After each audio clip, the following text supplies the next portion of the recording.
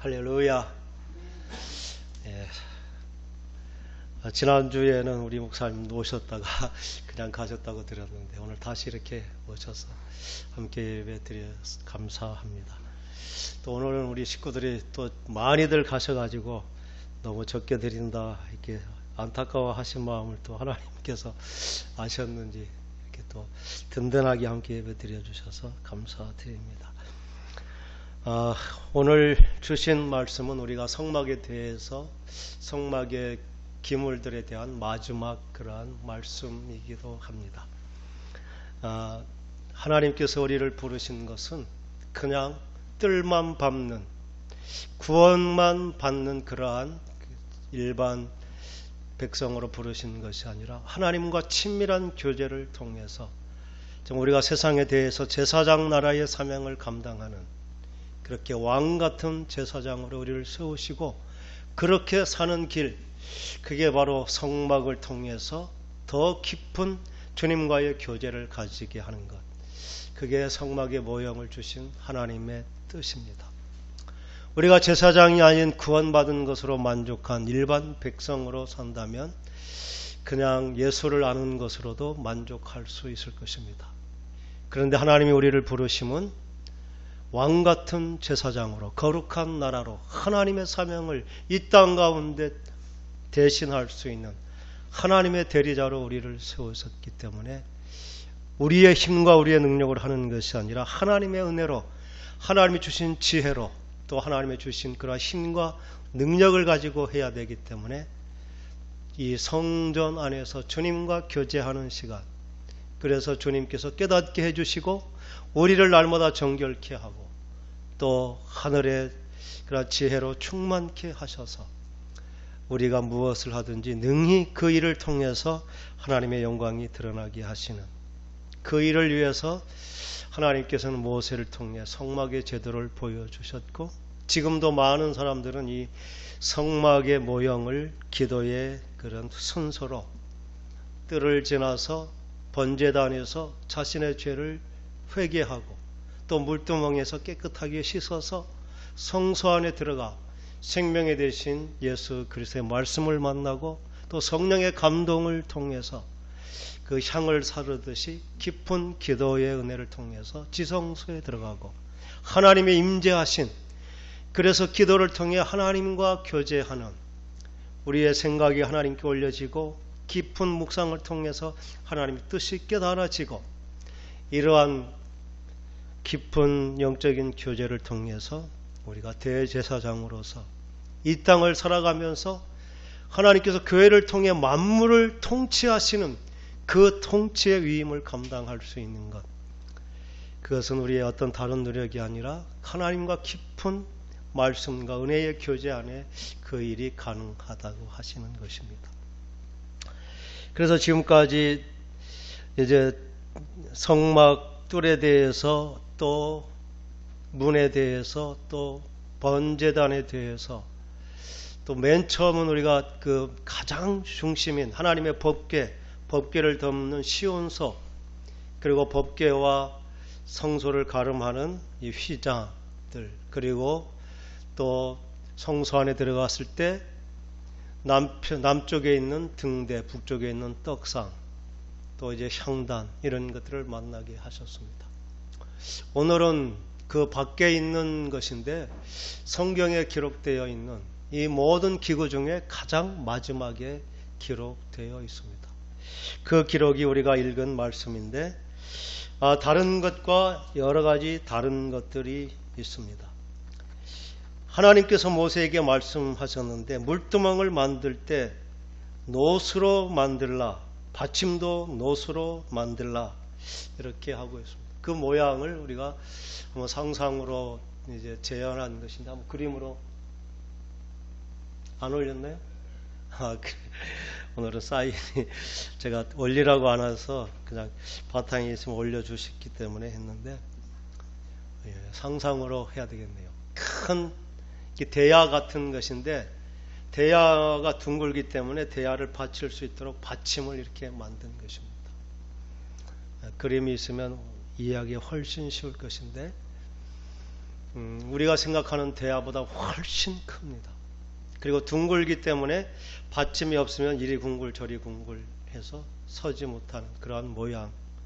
그렇게 되어 있는데 다른 모든 기물들은 다 그 규격을 말씀해 주셨는데 이것은 크기가 정해지지가 않았습니다.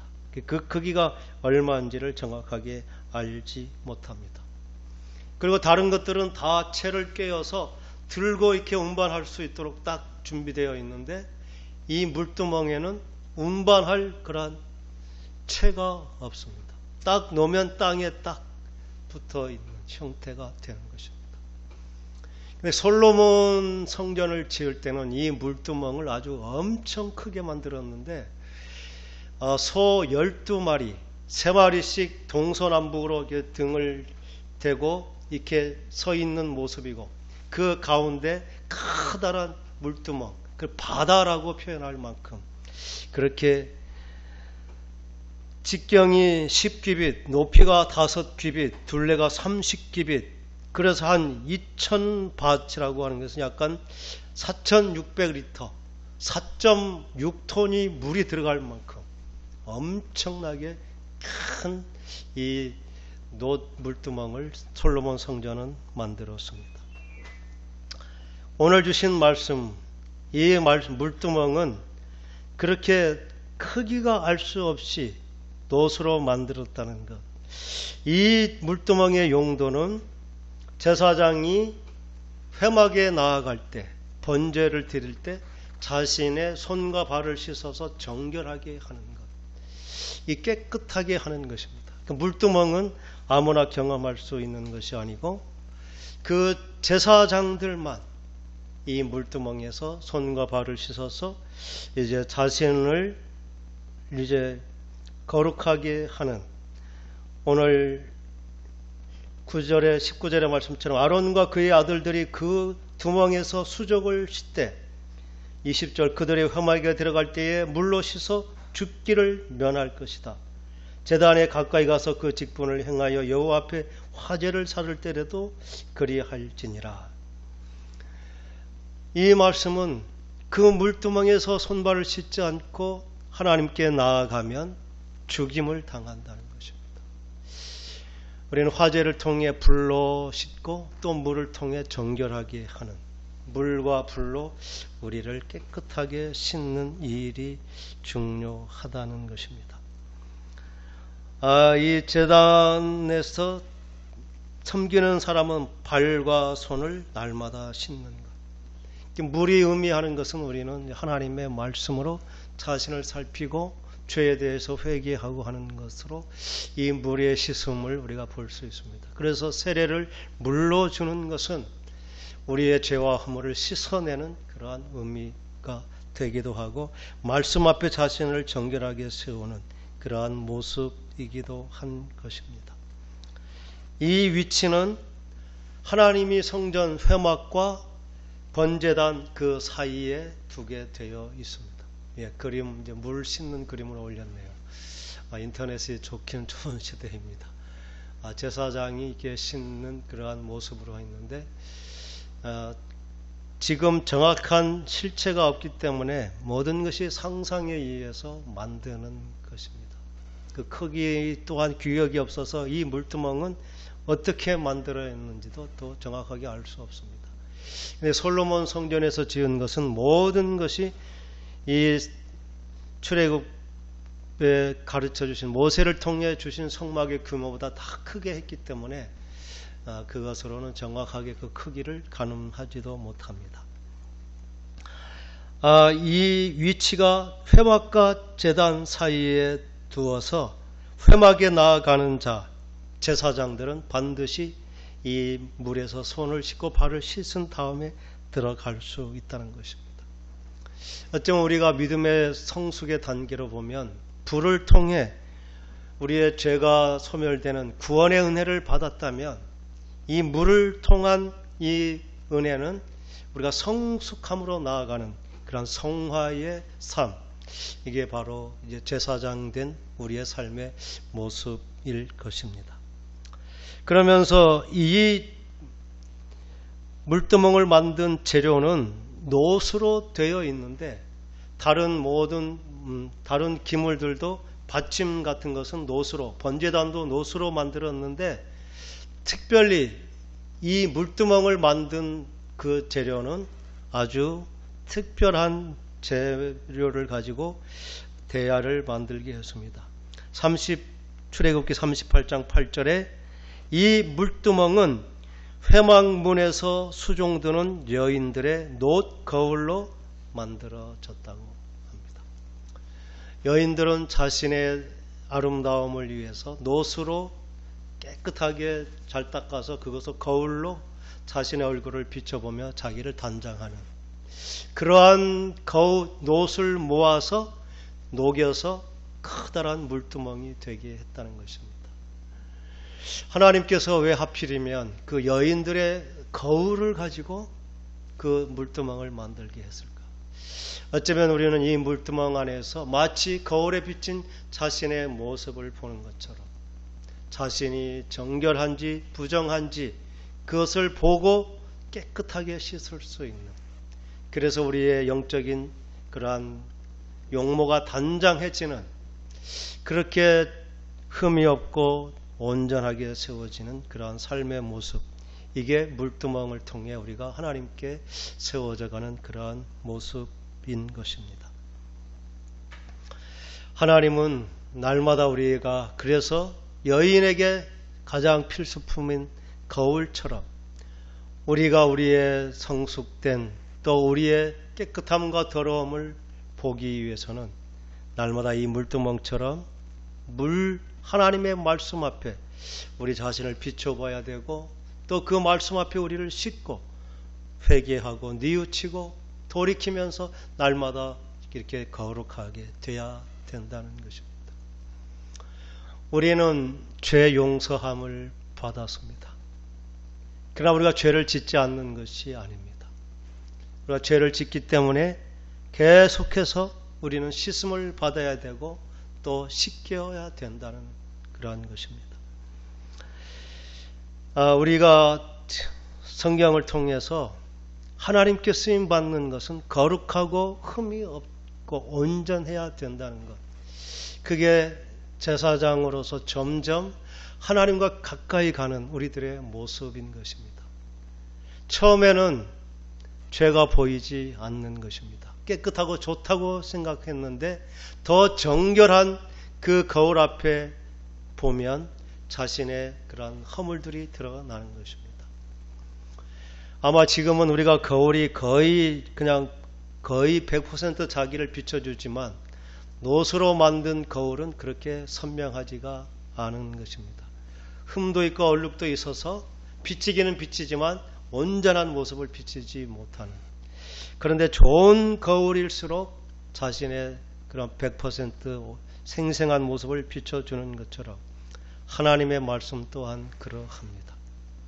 사도 바울은 율법으로 흠이 없는 자라고 자신하면서 자신이 생각대로 예수는 하나님의 이단자이기 때문에 하나님을 위해서 저런 이단자들은 다 정말 감옥에 가둬야 된다는 그 하나님에 대한 열심을 가지고 예수를 핍박했던 자입니다.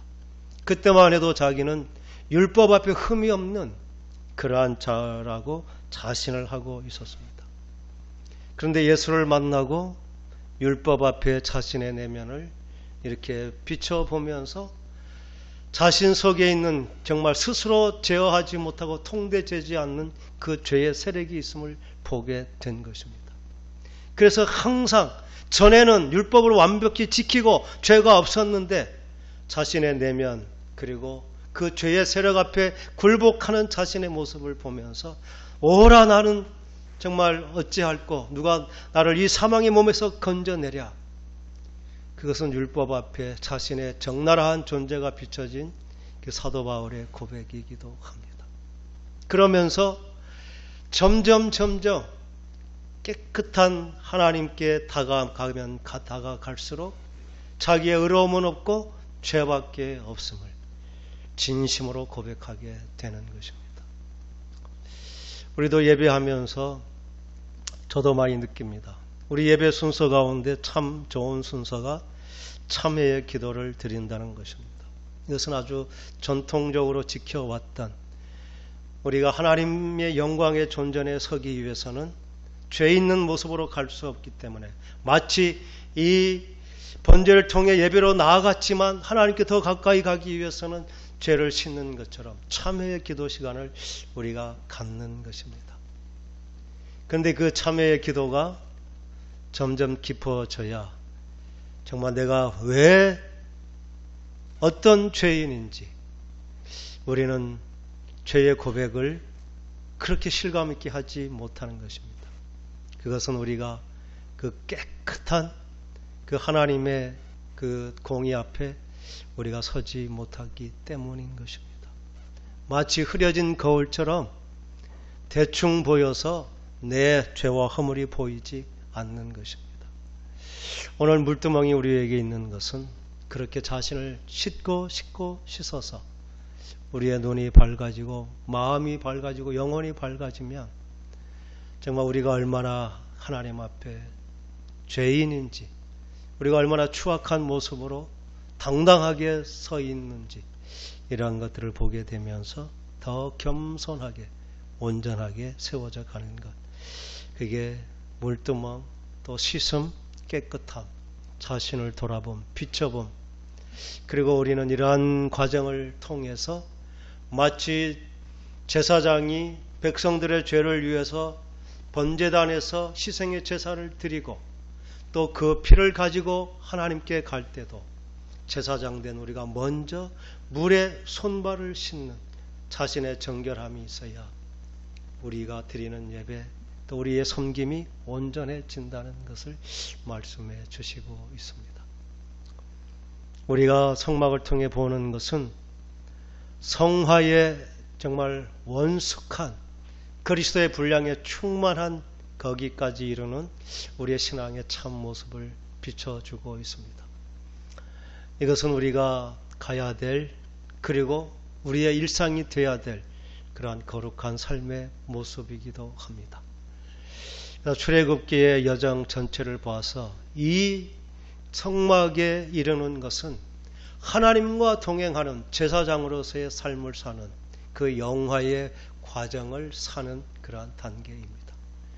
그러므로 어쩌면 이 말씀은 우리의 현실과 좀 아직은 거리가 있을 수도 있습니다.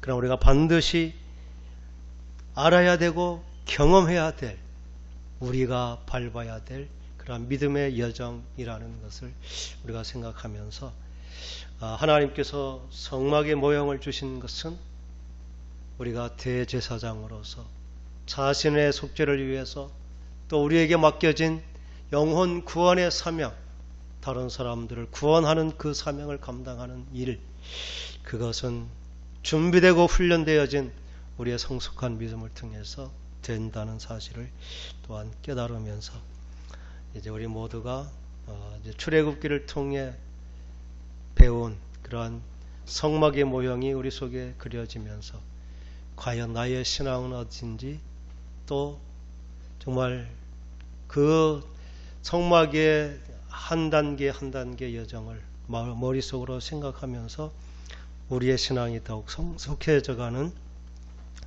그러한 깊은 은혜가 우리의 삶 가운데 함께하기를 간절히 축원합니다. 기도하겠습니다.